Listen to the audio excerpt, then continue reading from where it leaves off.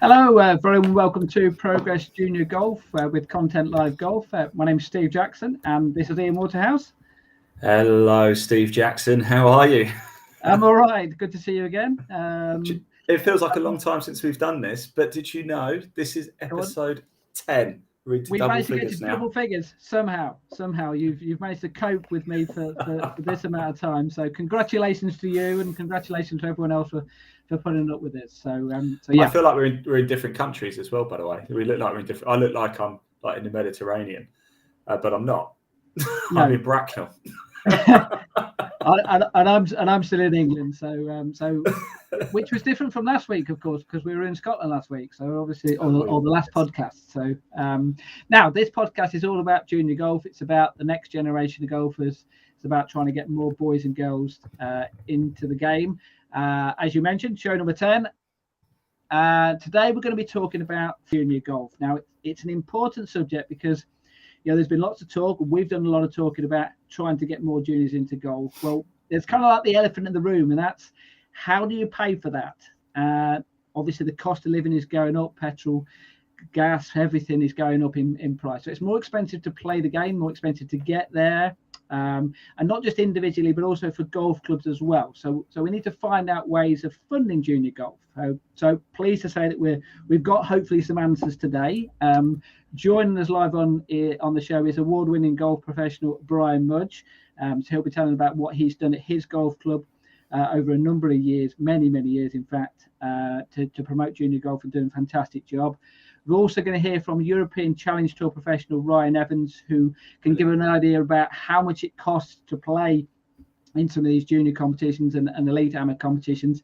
And let me tell you, it's not cheap as well. So there's plenty of money which needs to be raised. Talking of that, though, Steve, I mean, we talk about Challenge Tour. There was a post recently from a pro, wasn't there, on Corn Ferry Tour, and he was talking about he shoot a 68, a 69, a 69, and a 68, and he said, I came away with less money than I started the week.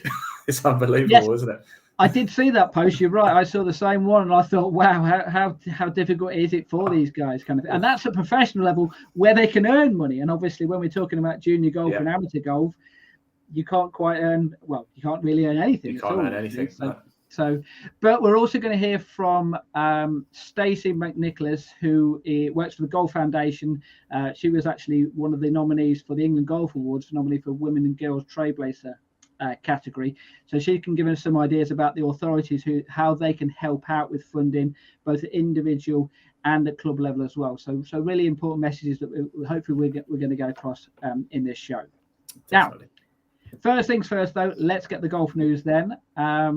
We'll start off talking about actually a professional event, the Rose Ladies Series, which took place at Walton Heath. Now, for those who aren't aware, the Rose Ladies Series was set up by Justin Rose and his wife Kate a couple of years ago, basically because of the pandemic, to try and give female professional golfers the opportunity to play in some competitions to actually earn some money. At the same time, also amateurs were also invited as well to play in some of these events, and also juniors as well, give them some experience, give them the opportunity to compete against the best. And there's one golfer who did not just compete against them, but beat them, and that's Rachel Gawley from Arcot Hall. There she is there, who shot a 69 at Walton Heath to win the event by 2 shots. Now, in fourth place was someone you might have heard of called Dame Laura Davis. I don't know if you've ever heard of her. I've had the pleasure of interviewing her a few times as well. So, absolutely, yes. You see. So, and alongside her was another couple of teenagers as well, Anna Molly and also Lottie Woad as well, who of course we know very well. Now, the interesting thing with Lottie is the fact that result came literally on the day that she'd found out that she wasn't in the Curtis Cup team. So she was in the initial squad of 12, which was then cut down to 8 players a week or so back for the event, which takes place on June the 10th to the 12th. So of those 8 players, Hannah Darling is the youngest player. She's 18 years old. I mean, the oldest player is 22. So obviously you've got a very young squad there. But credit to Lottie, the fact that she obviously did well in that competition. She then went on as well to win the team prize in the Welsh Ladies Open Stroke Play Championship, finished 5th in the individual there. So that's the way to respond to it, isn't it? And also, Steve, I think as well, performances. I think I'm correct in saying this as well, Lottie made her Access Series debut and scored a top 10 as well. So pretty impressive stuff. And with Rachel, by the way, what a year she's had. Sunnydale Foursomes champion, of course, winner on the Rose Series. I think she picked up a title in Scotland as well, didn't she? 2. Absolutely. I mean, she's won 3 big tournaments already, and it's only the beginning of May. There's a big future ahead, isn't there, for these 2 young ladies? Yeah, she might have timed it. If she'd have been a little bit later, she might have been in that Curtis Cup squad herself. You see, so playing so well. On form, she should be in Absolutely. it. But yeah, exactly. Now we mentioned Lottie there as well.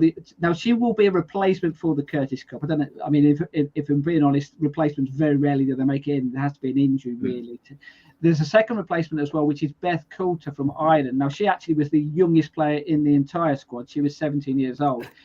Now credit to her as well, because she's not only gone and won something as well since then. Yeah. So she's certainly informed. She's won the Ulster Women's Championship. There she is. At Port Stewart. Kirkistown Castle is the club that she represents there. Actually, I've got to say that the photo today, we should have a little competition today about, isn't it lovely to see some smiley faces? I think all of the pictures today that we're going to show are all people. You can tell that they're enjoying their golf. Put it that way. It's because a lot of them have got trophies in their hands, Steve. That's why. Looking at these pictures, I think we've got 6 or 7 pictures, and about 5 of them have trophies in them. So, in fact, let's go on to the next one then. So, Sean Keeling, staying in Ireland, he won the Connaught Under-18 Boys Championship at Galway. He represents Roganstown, so well done to him.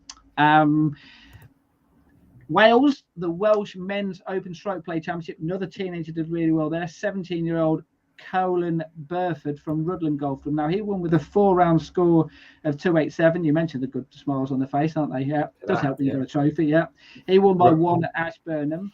Rutland, the track I know very well as well from the Faudo series. They play at Rutland. Absolutely, yeah. So he learnt at a decent golf course. He was the first Welsh winner of that competition. Since 2013.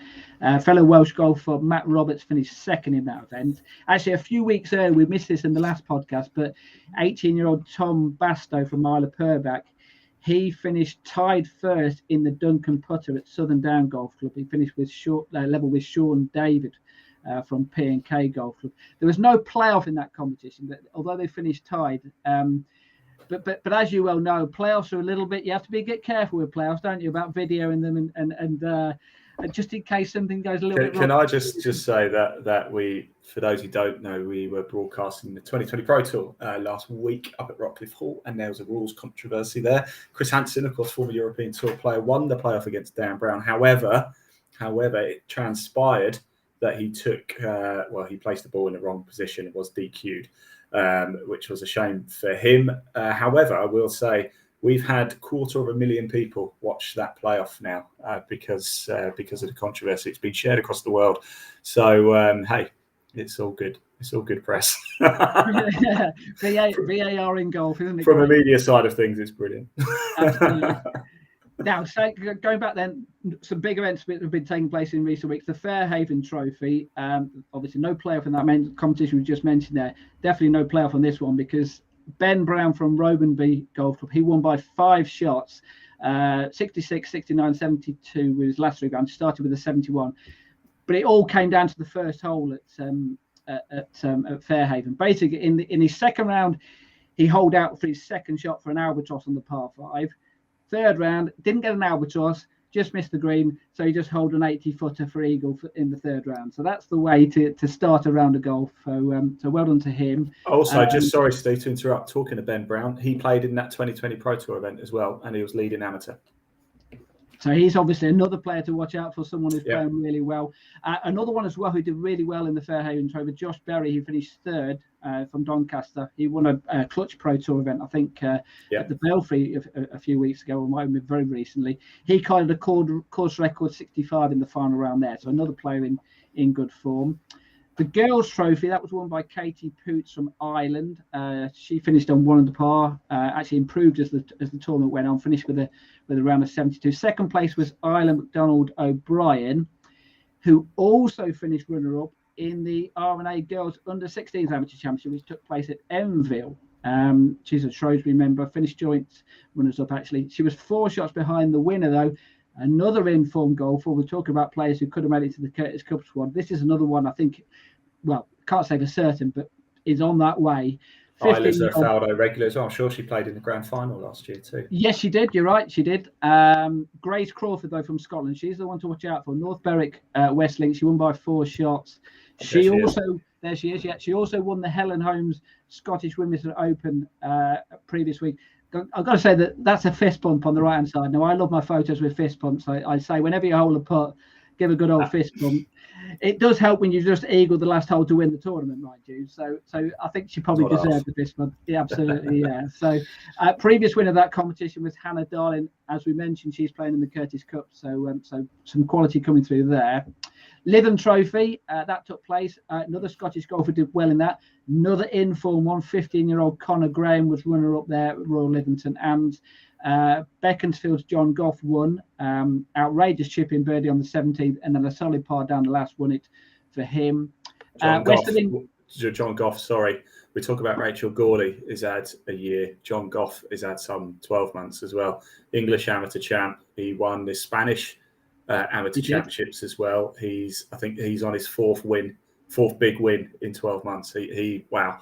And by the way, he is the nicest bloke as well, because after we broadcast the English amateur champs, afterwards, never had this before, he came to find us to thank us for filming it because his friends and family could watch. And I was like, what are you thanking us for? You're the one who's been playing. Nicest bloke you've ever met.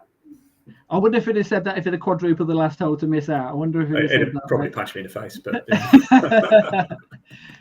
right, just a couple more to finish with. Then West of England Stroke Play Championship that took place at Saunton. Winner was Charlie Thornton with a 65. Second, Jack Brook. A couple of teenagers to finish third and fourth though. 2 players who we know very well. Daniel Hayes from Bramhall. He finished 1 shot further back, and Sam Potter from Kedleston. He was a further 2 shots back there. Northern Junior Golf Tour. Then this was an event which was covered in the podcast last time, because I said I was at Brancapath Castle to cover the event. Took some photos of the players who were taking part of it. Wow, I mean, there you go. That's the 9th hole there, which apparently one golf magazine a few years ago said that's the hardest par 3 hole in the world, not just anywhere in this country, in the world. That's a claim. That's a bold claim. Absolutely, yeah. I parred it, by the way, when I practiced my practice round. So oh dear. There's no video evidence of that, conveniently. No, fully enough there isn't. And I was playing on my own as well, so I can't even have a witness to tell you. But anyway, there you go. Best scores in that, best net scores, 64 from Matthew Bennett from Wearside and Charles Calvert from Richmond in Yorkshire. Gross 74 from Alex Bowes and Adam Watkin. The girls' categories, there was 3 age categories. A couple of them, there was a gross and net winner of both of them. That's Millie Hickson and Holly Thompson. Now, that was the Northern Junior Golf Tour's first junior event of the year. They've had since then already, they've had 4 rookies events at Alnmouth, Selby, Windermere and Cockermouth. The winners of those competitions, or the best net scores, Connor Best, Charlie Porter, Abby Fiddler and James McMahon. Now, I know we did this in the last podcast to try and guess what the scores were. I'm not going to put that on you because it's going to be cruel. But the winning scores were way out last time anyway. It'll be even further out this time, right? So net scores -20, so 20 under par. Wow. 22 under par, 15 under par, and 20 under par with the 4 scores there. Not bad, eh? Yeah. Shall I add the and finally bit? Yeah, go on. They were 9-hole competitions. So they're carrying on for another 9 holes. They might have been 44 under par or whatever. So, wow. And another junior golf, they've got another event coming up on Sunday at Macclesfield as well. I have to say, as Progress Junior Golf, we've got all these competitions on there. So events coming up. I mean, there's loads of junior opens out there, which British Junior Golf Tour, they've got events coming up. US Kids, they've got some of their starting events. East Midlands, London, Northern Ireland. Junior European Open. The Wee Wonders, which was mentioned in the last podcast, they've started putting on a few of their events on there as well, so that's good. And Schools Golf, which we've covered on the podcast previously, they've got their first ever sellout in an event. That's at Windlesham. That takes place tomorrow, and there are other tournaments. Oh, that's just down the road from me, Windlesham. I've played it a couple of times. Well, nip down there and see them though. So, and just finally, I want to give a best of luck. I know you've got some announcements to make as far as what you're up to, but just finally, best of luck to the Rigby Wolby family. Now, why am I saying that here? Buckinghamshire. Well, Grace. It's to do with Grace, definitely. Buckinghamshire Ladies County Championships taking place at Ellisborough Golf Club. Now, both Grace and the sister Lily have both made it through to the stroke play qualifying for the knockout stages. And guess what? They're playing against each other in the last 16 on Saturday. So like I say, best luck to the family, because do not take sides. If one of them wins, be happy for them. If one of them loses, be sad for them. But just do not comment on any of the game.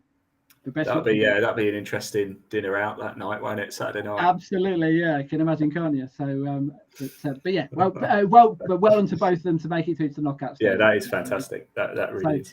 So that's the junior golf news. You've got some professional golf news to tell us about. I've got some professional golf news, actually. We've got quite a busy month coming up. I've got 3 announcements, actually. The first one, a fairly small one. Well, it's not actually that small. I'm delighted to say we're back with Touch Pro Tour next week at Chart Hills for their first major of the season. So we're going to be broadcasting the final day live. It's going to be a huge event. There's a challenge tour spot up for grabs. I think the prize pot for the winner is about £10,000, so it's well worth tuning in for that one. That's next Tuesday.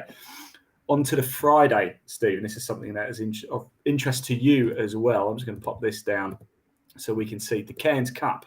It's been delayed for 2 years, and it's finally getting underway. The Cairns Cup, it is disability golf, and it is Europe taking on the USA at the Shire, London, the golf club, as you can see, and it's going to be a cracking event. We're going to be there Wednesday, actually, we've got some behind the scenes content coming up. We've got the captain of Europe and the captain of the USA. We're going to be chatting to them. But on Friday, just like the Ryder Cup, it's the singles. You can watch it live with us as well. I'm delighted to say that is going to be a lot of fun.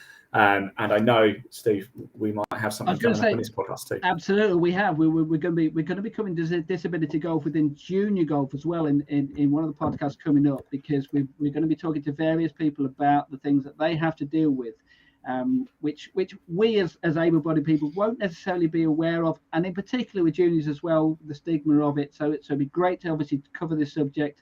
I'm going to be hopefully covering a competition which is taking place in Northamptonshire. Find out what's going on, and I'm chatting to a few different people about that. And I think we're hopefully David Gamble, who remember came on from Cambridgeshire Golf Union, his daughter's going to come on and chat about some of the things that she's had to deal with as well, which is fascinating as well. The fact that the issues that she's had to cope with, and she's really into her golf still and still moving on forward. So it's quite inspirational, I've got to say, and I'm sure that event will be on Friday as well. It's going to be an absolute cracker. I can't wait for it. Now, I do have one final bit of breaking news. And look, I've even got the text to announce this one. It is professional golf news. It's not junior golf. So apologies, everybody. But it's been a deal I've been working on for a long time. And I'm delighted to say it's going to happen. We've even created a new logo for ourselves. We're moving away from Content Live and become Live Sport now. And I'm delighted to say this season we are broadcasting live the Euro Pro with Matchroom Sports and Sky as well. So we are going to be broadcasting this live across social media. The final 2 hours of, well, so far the first 3 tournaments, but the fingers crossed if it's a success, we'll do the entire season. The final 2 hours of the final day, first of all at Harleyford, at Telford, and there's one other as well, which I can't remember because the signal's rubbish, but we're going to have to check that one out. So yes, I'm delighted to be able to watch Europro live on social media in the final 2 hours. Harleyford is the last Friday of this month, so you can tune in and watch Europro live and free. You don't need a Sky Sports subscription anymore. So there you go. That's my breaking news. Absolutely, and staying with junior golf, there's bound to be some junior golfers who are just coming into the professional game who are going to be playing in that competition. So it might be their first opportunity to start winning a few prizes at a professional level. So all good for we've got a new website as well, everybody as well. Check it out, livesportnow.uk. Do go check it out. Shameless plug-in. Absolutely, get the plug in. Why not? Right, let's get on with the podcast then, because we are talking junior golf. We're talking about funding within junior golf. Let's bring on our live guest then straight away. Let's bring on. I'm going to bring him on, Steve. I'll get out your way, and I'll bring Brian in. So that's Brian Mudge, who's Overstone Park professional. Good evening, Brian. Let's check the microphones, make sure we can still hear you. Evening, Steve. Evening, Ian. Thanks very much for inviting me on your show. Absolutely. Now, so for those people who aren't aware, obviously I've known you for many years, so I've got a pretty good idea about what you've done with junior golf. But just give us an idea of what you've done at Overstone Park to try and promote junior golf and how you've gone about doing it. Right. Well, I'm on my second spell at Overstone now. I was there from 93 to 2007, and then I came back in, and I was involved with the Golf Foundation then, with the sort of golf routes. I'm not sure if golf routes existed then, but we were a learning centre, so we were getting a little bit of funding from the Golf Foundation during that period. But it was just building up our junior membership. But 2015, I came back from Cambridgeshire and sort of started again at Overstone, and that was the thing that really shocked me when I went back, because when I left Overstone, I think we had 111 juniors on the coaching programs, which was all done by me because I was the only coach really. I moved to Collingtree for a short period, and we boosted it to 165, about 15 or 16 groups having just production line coaching.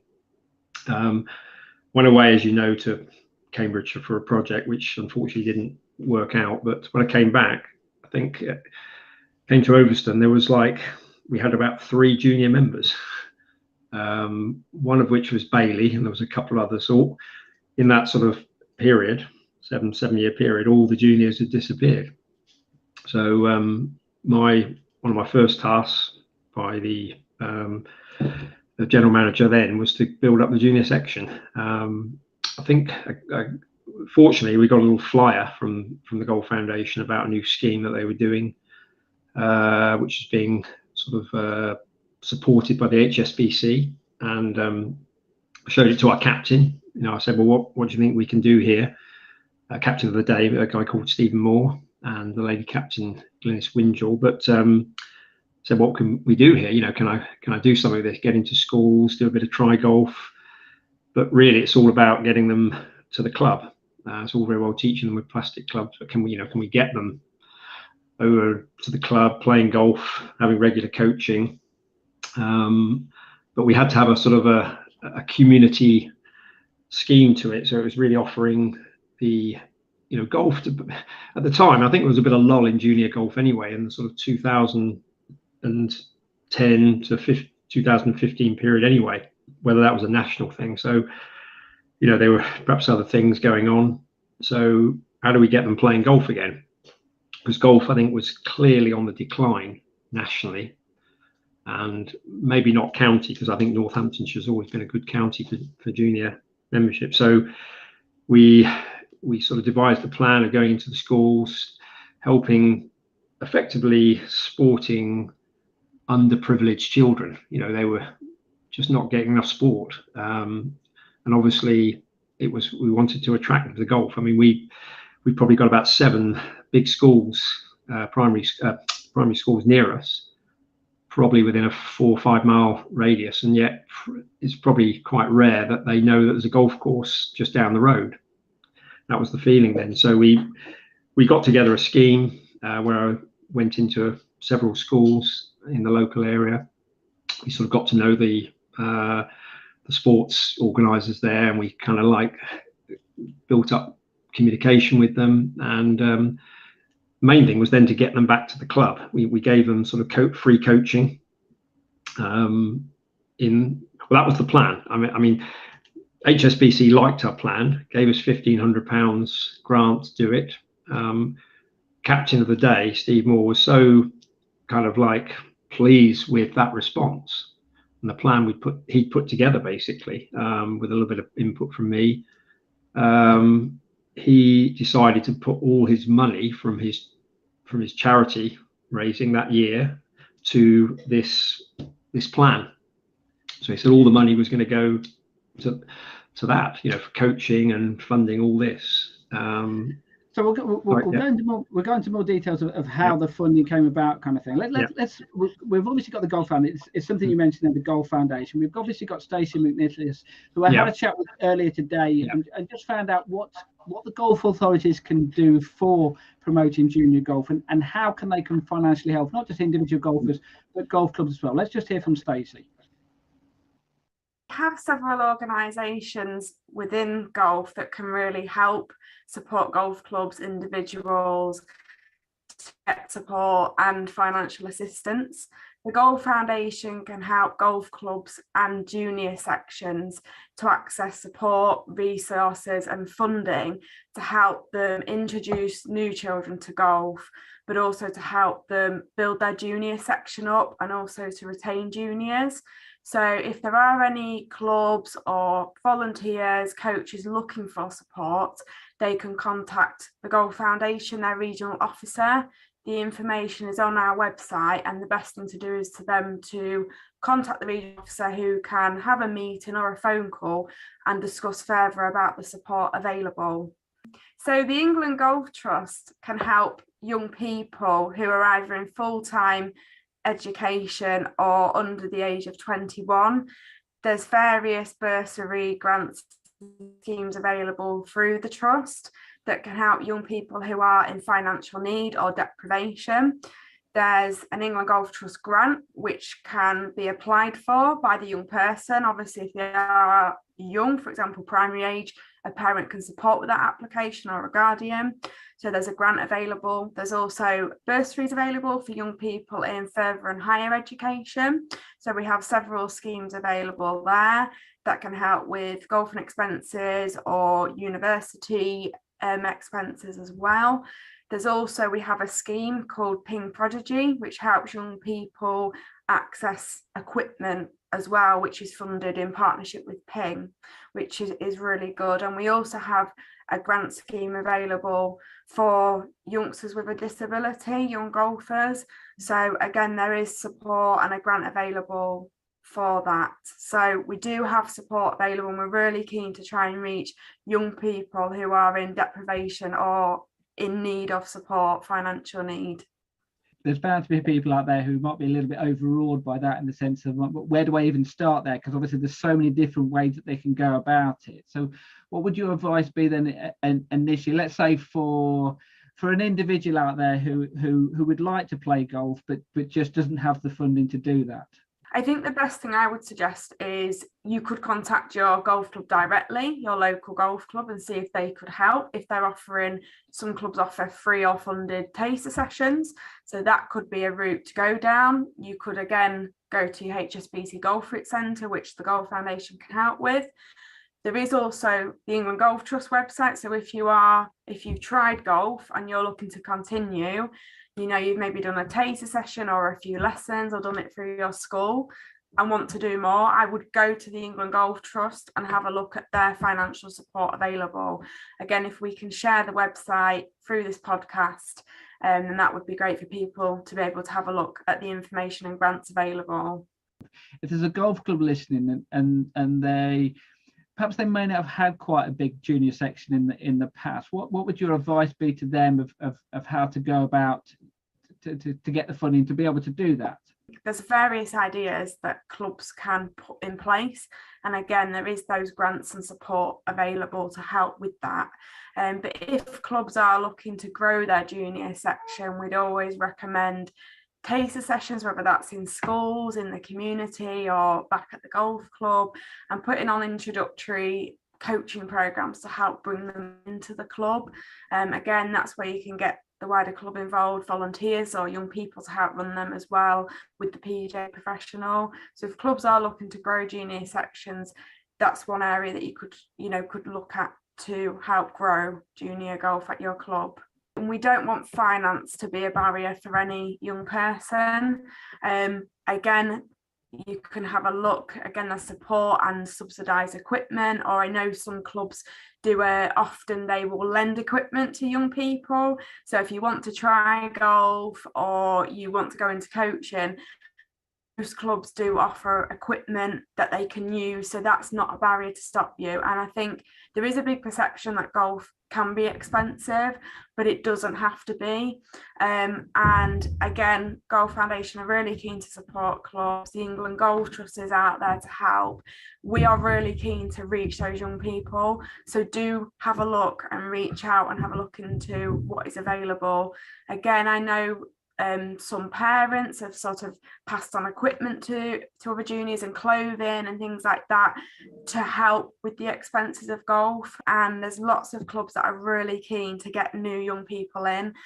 So do contact them, do come in, get in touch with myself at the Golf Foundation or our regional officer, and we'll be really, really keen to help you start or continue your journey in golf. The Golf Foundation is not just for England golf, is it? It's for UK golf. Is that correct? Yes. So we have Wales Golf and Scottish Golf who support clubs locally, and they have officers to help with that. And we do work in partnership with them and have programs where we run jointly. But we do have several regional officers that do cover England primarily, but there is again support available. If you are listening from Scotland or Wales, please get in touch. We can certainly signpost you to the right points of contact in those areas. But I know that in particular you've done a lot of work and were nominated for your work with the girls side of things at the England Golf Awards.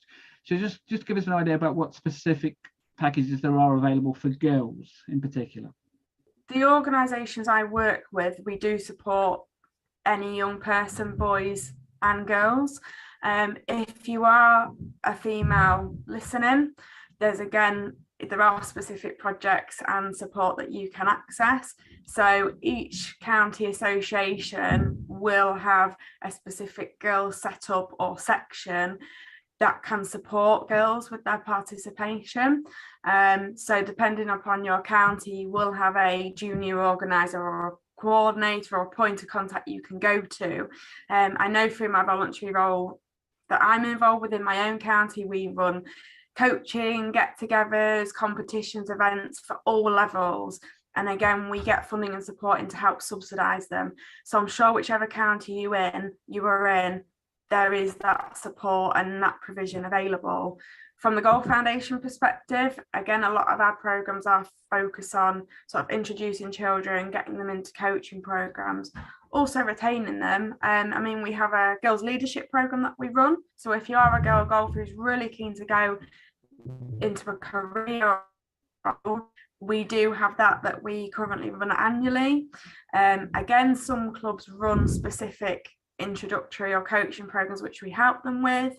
There's also Girls Golf Rocks, which England Golf run as a affordable, some clubs pay, some run a 6-week program.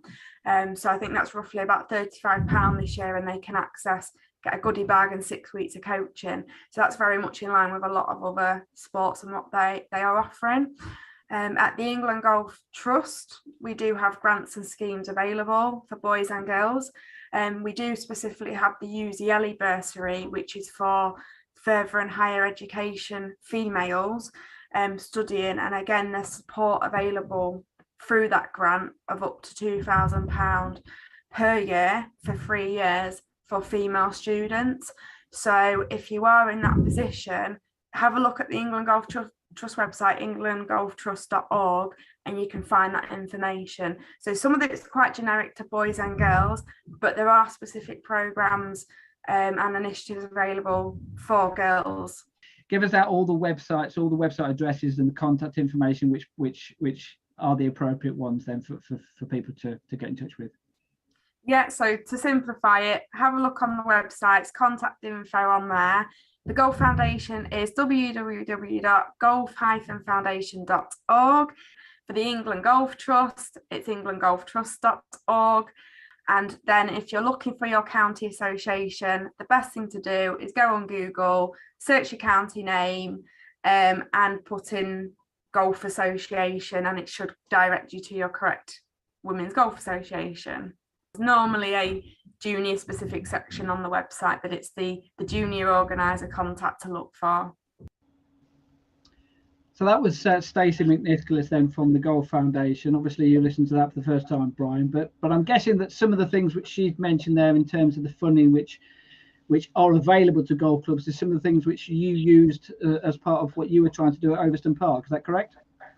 Correct. Yeah, I think I probably had about 30 years of a little bit of funding off the Golf Foundation every year. So it's tremendous what they do. I mean, I've loved being involved with what they do. I mean, what Stacey was saying there was loads of things really. You could, there's almost too many in a way for one pro. We tended to look at what we wanted to do, but the disability thing and is really good as well. But you can only spread yourself so far really. So I think we concentrate on just trying to initially build up our junior section, because that's really the thing. Unless you get the kids playing golf in fairly big quantities, and because I'm just trying to think back about, I haven't got my figures in front of me, but for every 50 children, I would say we may produce 5 to 7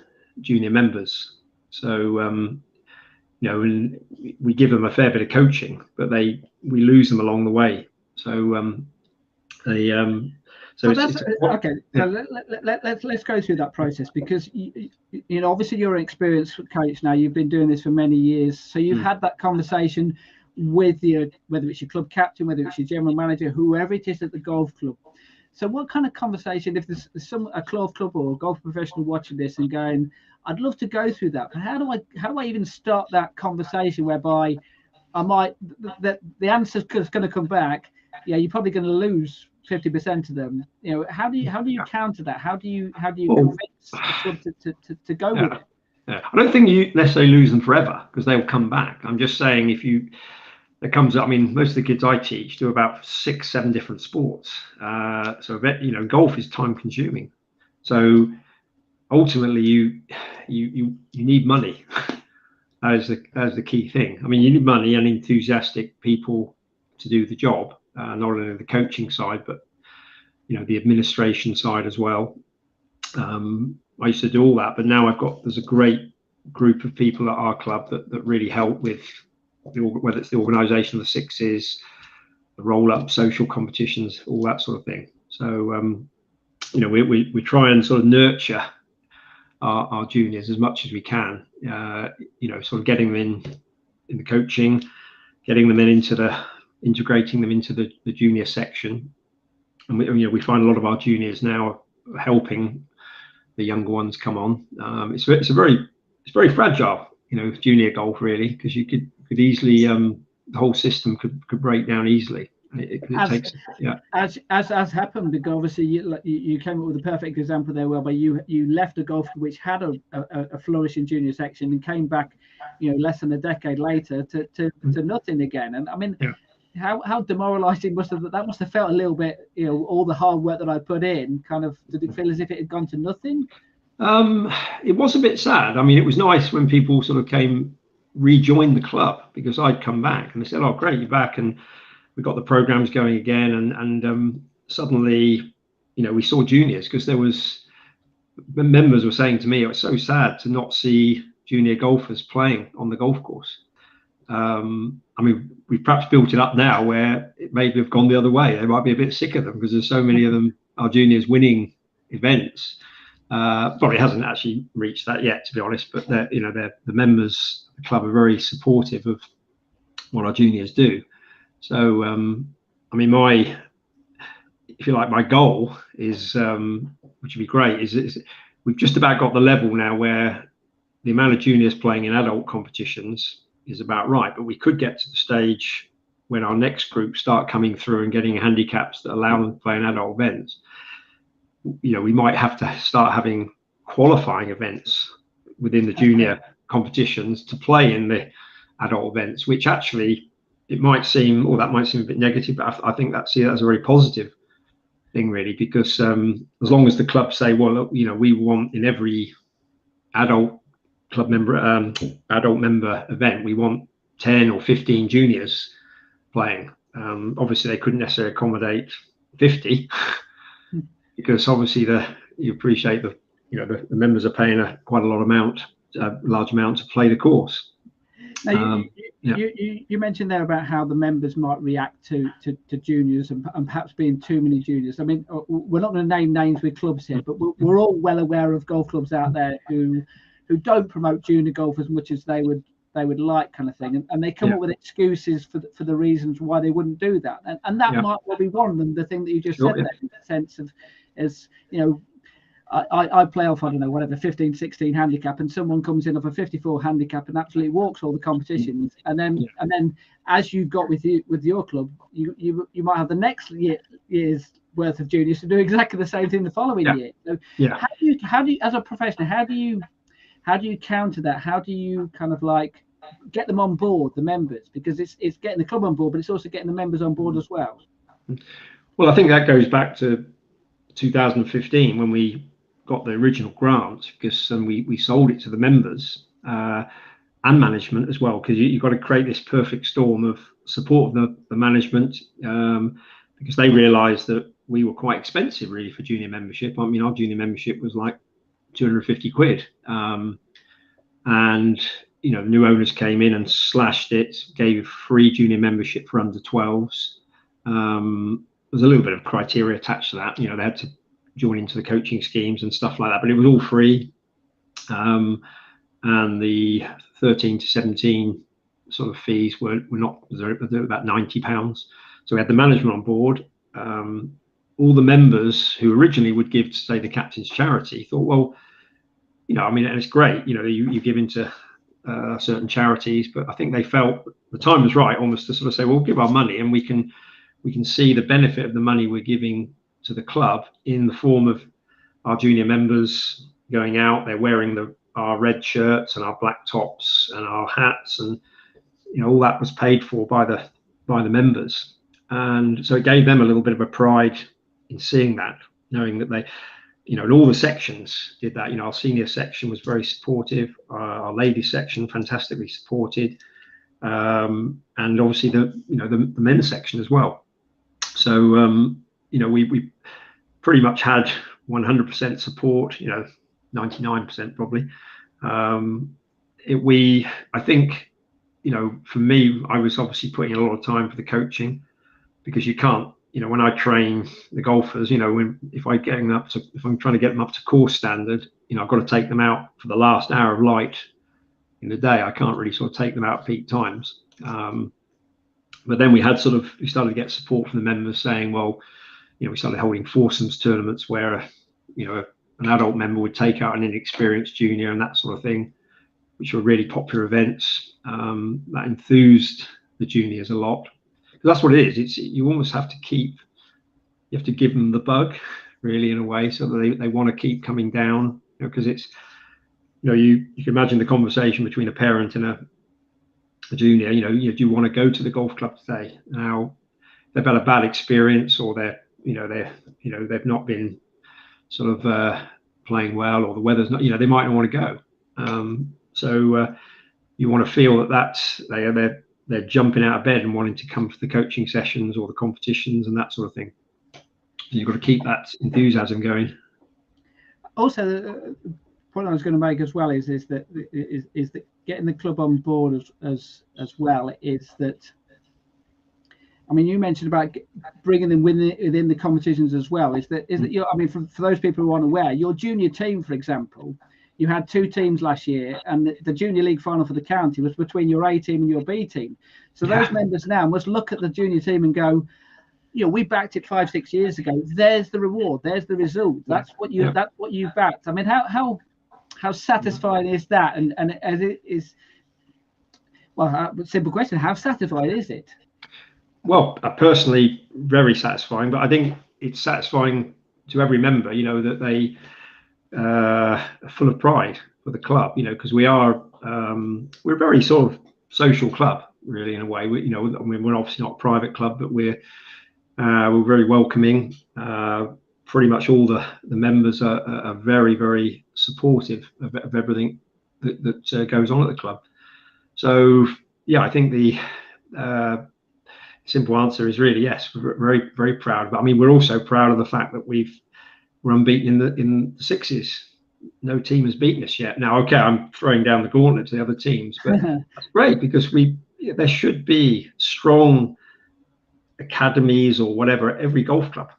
Every golf club should be, we should be having strong leagues. We shouldn't be sort of struggling to get teams representing their clubs. There's plenty of youngsters out there. Now, obviously, success brings success, and obviously, by having better players, they go on. You would hope to go on and play in bigger competitions. Now, a friend of ours, a professional called Ryan Evans, who's from Northamptonshire, he's gone on to become a European Tour pro, currently playing on the Challenge Tour. I had a chat with him earlier this week about his experience of when he was a junior and an elite amateur golfer, and just it gives us an idea about the kind of financial pressures that those juniors you mentioned there might well face when they go on and play in big events. Let's just hear from Ryan.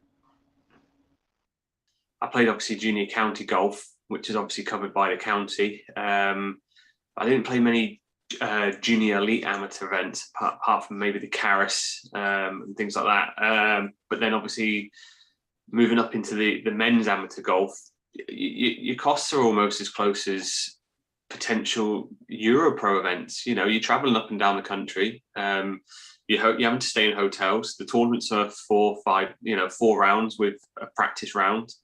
You're eating out every night. Entry fees, petrol, it all adds up, and there's no prize money at the end of it. You're playing for points. Trying to build your career up and get into maybe the national squad, or you're just playing because you simply love golf and love competing in big events. But yeah, I mean, I would imagine most big amateur events or any amateur event over 4 days could easily cost well over 500 quid, 600 quid. What would your advice be then to a junior or a young amateur who's coming through, and perhaps the club, of how they can help them out? Yeah, I mean, when I was doing that, I was still working, so I was in a call center, selling makeup, doing anything to make a few quid, because although my mum and dad helped me out, a hell of a lot, they gave me everything they could.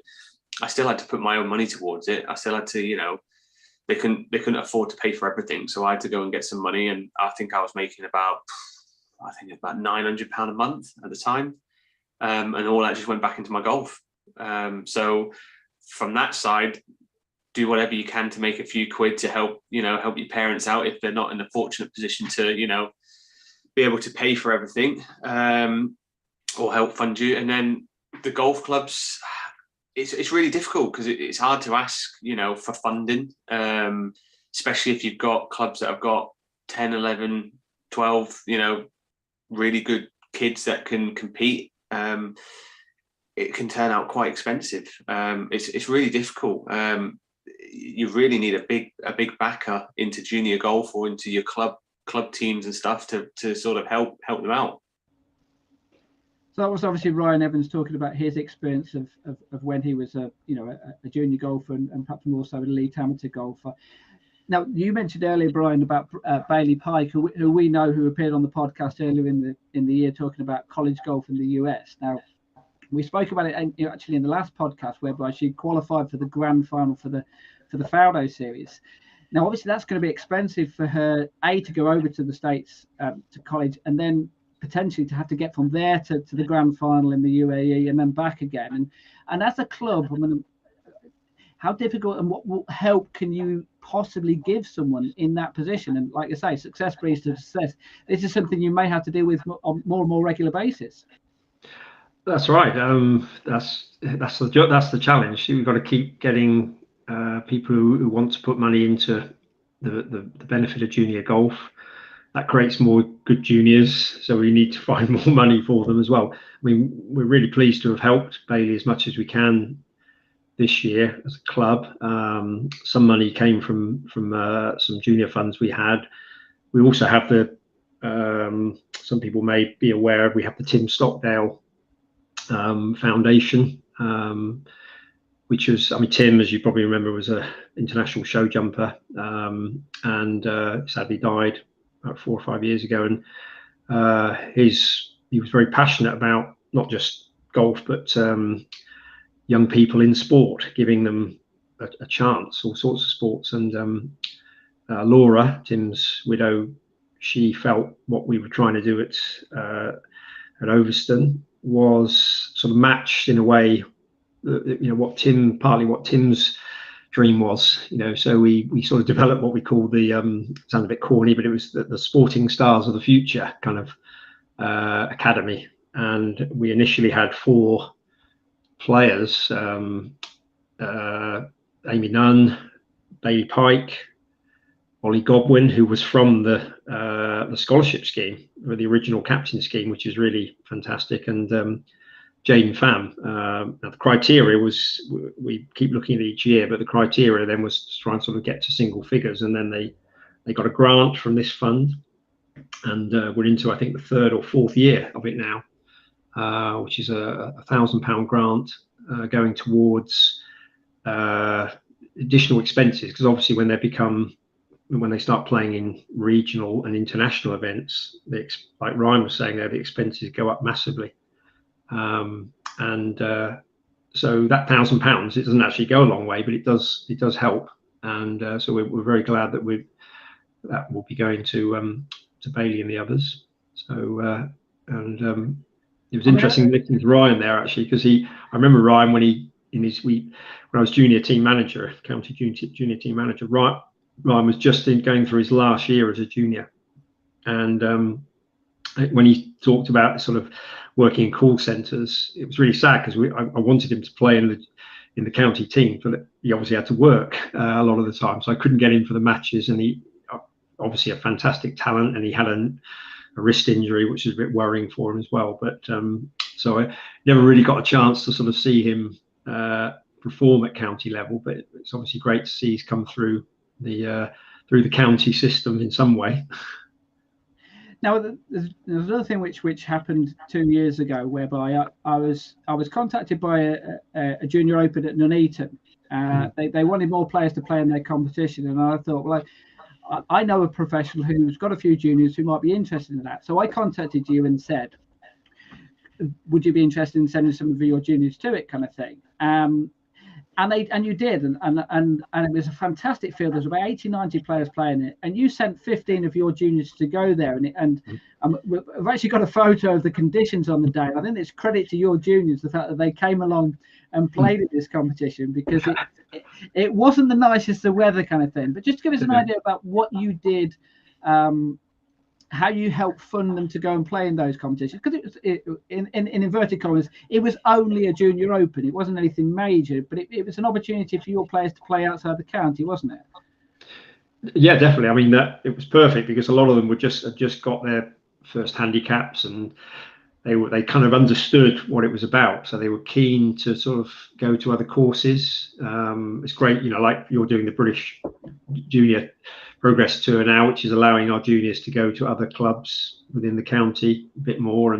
But yeah, I think we had the money. We were able to pay all their entries. I can't remember what it cost us. In fact, we decided, probably on the basis of that, to enter them all to every junior open in the county that year. So it cost £1,500, I think, to enter every junior open and all our juniors to play in them. So I think we got the nickname the Red Army or something, because we were going everywhere, and usually sort of doing very well. So we were kind of doing really well in events, winning some of them. But it wasn't the winning. It was just like the fact that they were going away and having a great time. So, but it was the money that we received initially from the captains, gave us quite a good fund that allowed us to do that. I mean, for instance, we took a coach load of juniors to the Ladies Open at Woburn and things like that, which, we had juniors going away from that thinking, oh, I want to be a professional golfer. So it really, things like that helped enthuse them. But that, all that sort of, to keep that continuity, that obviously takes money. So it's that the work or the support you get from the Golf Foundation is fantastic. It gives you good publicity, but you have to convince people into the club to help the junior section. Unfortunately, we've had a lot of people doing that. I mean, a lot of people donate clubs to us that we can sell on to the juniors, and or we might have clubs that we can sell to beginners, and that money that they pay for those clubs then goes into the junior funds. So it is a constant thing, sort of fundraising, and it's very nice when people give you a chunk of money, because it doesn't mean to say you haven't got to work for it, but it does give you a little bit of security. About allows us to buy kit, shirts, enter junior events, stuff like that. If we've got a junior that sort of, we need to give them some expenses for something, or their parents, because they've got to drive them up to Scotland or something like that, we'll always try and help them as a club. So we try to create that culture, but it does take money to keep it going. Yeah, and I think I'm right in thinking, I think you mentioned the Ladies Open at Woburn. I vaguely remember being, at Royal Lytham, whereby you took a group up to Royal Lytham for the Men's Open as well. Oh, that was Royal Birkdale. Yeah, we had another coach load to that. We took about 50 odd to that, really. So that was great. I mean, that really was superb fun. Yeah. And also, I mean, what did that, when they're coming back? I mean, you mentioned there that the girls wanted to become professional golfers and like that. I mean, that must, once again, you take pride in the watching them enjoying their golf, but also that as well, the fact that they're enjoying all aspects of golf, not just the playing side, but watching it as well, kind of like falling in love with the sport as a whole. Yeah, I think that's the thing. I mean, that comes, I think, from the well, obviously me as a coach, I have to. It's not just about teaching them how to swing. It's kind of like teaching them, all aspects of the game, really. And I think once they start enjoying it, because as you say, we all know golf is not an easy game. So if it was that easy, maybe it wouldn't be so much fun. So I think that's an important thing as well. Getting over the whole package.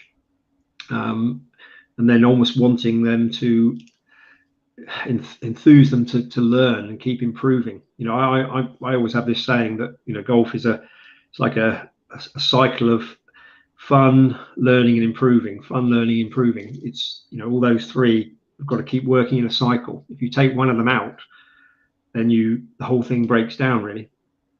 What about one word as well, which like I say, I've known you for many years and I've seen the work that you do. What about legacy, in the sense of, as what happened with you, whereby you went away and when you came back a few years later, it wasn't there? Is there something in place whereby it's not based on Brian Mudge, it's based on a bigger thing than that? Yeah, absolutely. I'd like to see, we've got a couple of young lads now working at the club, who I hope they will sort of get the junior bug as well, sort of keep it going, because it has to be a combination of coaching led, committee led. We've got a great junior organizer, Dave Godwin, and his son helps, Ollie, who's junior captain this year, but he's got a team of very helpful volunteers who are parents of or grandparents of the children that play. So there's no egos there at all. They all muck in and help, and it's all very friendly. But obviously Dave, for instance, will move on. So we hope that we'll have another junior organizer that will take on, the brunt of the organising, which is not necessarily admin, but it's also just getting the get-togethers every Saturdays or Sundays. They're getting them up there for little fun social competitions or official handicap competitions. That's all part of it. So the legacy is, because I'm getting on a bit now, obviously. Although I always remember something that the highly respected guy, Mr. Peter Alice, sadly not with us anymore. I think he said it quoted about 40 or 50 years ago, saying, two things he felt very strongly about. One was there should be more short development courses in the country to get people into the game, and that's still the case, and there's probably still not enough of them. The other one's that junior golf is a matter of high importance and discussed at the highest level, at full committee level, not just subcommittee or board level if it's a managed golf club or whatever. So and I think that's very true. It's because it's a bit of it's almost brushed under the carpet for a lot of people, isn't it, really? So I think club parents who are bringing children into the game need to know that golf clubs are welcoming, or that's my feeling anyway, that there should be some kind of charter, that can be presented to parents, that can be effectively universally taken on board. I know not every club is junior friendly, but that's fine, I suppose, if they don't want to be, because if you can be a really enthusiastic coach, but if you haven't got the support of your club, then you're pretty much flogging a dead horse, really.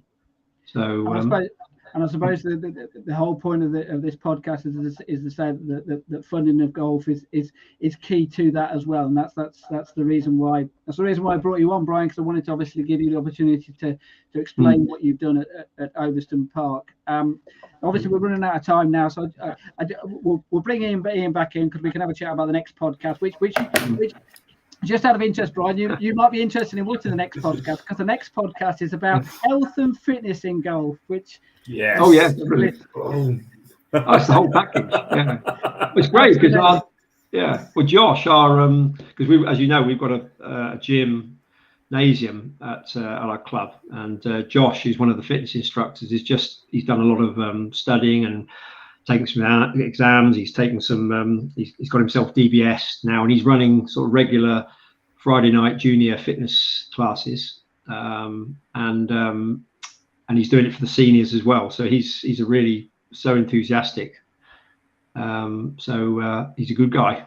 We want loads of people, enthusiastic coaches, enthusiastic fitness instructors, give good management, enthusiastic members, and everything's okay.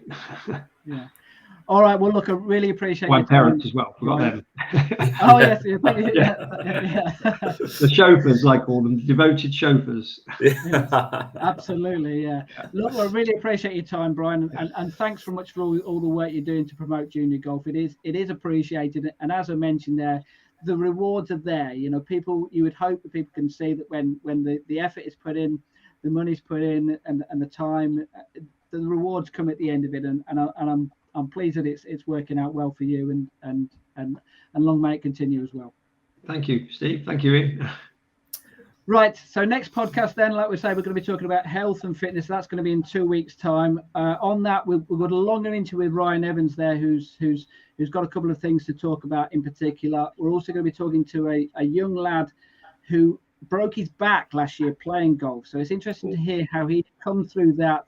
Might be a little bit something which you'll be well aware of, Brian, of being careful of over golfing them, and he thinks that he might have played a little bit too much golf when he was a junior. So we're going to talk about that, and we're also going to get some professional advice about how to deal with, because obviously dealing with a 6, 7, 8-year-old, 9-year-old boy, girl, or whatever is very different from dealing with a 6, 17, 18-year-old who is growing as well as trying to hit the ball as hard as they can. So it's going to be a fascinating podcast in a couple of weeks' time. Big subject.